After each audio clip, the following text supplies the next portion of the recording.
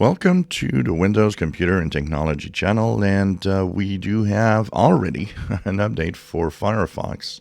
So if you're using Firefox, there are two little bugs that they are fixing. If you go to the hamburger menu, upper right corner, go into the Help and About Firefox page, you will be sent to 138.0.1.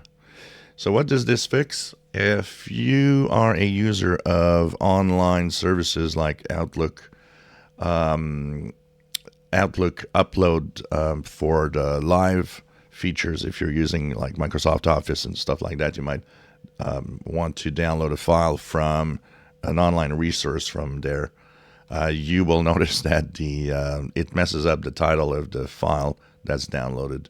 So that's one thing. So if you're using the Outlook Live stuff and the Office stuff too for downloading files, it might not be correct.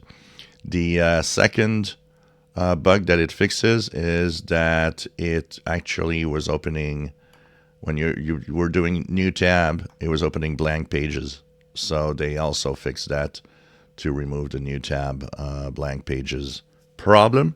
And that's pretty much it. For the rest, it's fine. There's no security updates in here.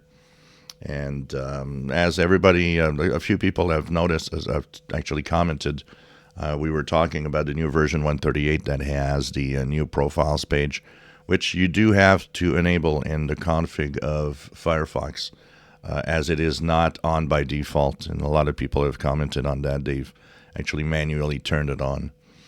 But for the rest, these are two little bug fixes. It will update by itself, of course. It's not an urgent thing if nothing is wrong with you and everything seems to go well.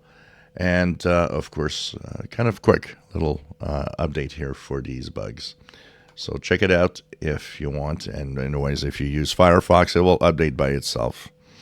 If you enjoy my videos, please subscribe, give us thumbs up. Thank you for watching.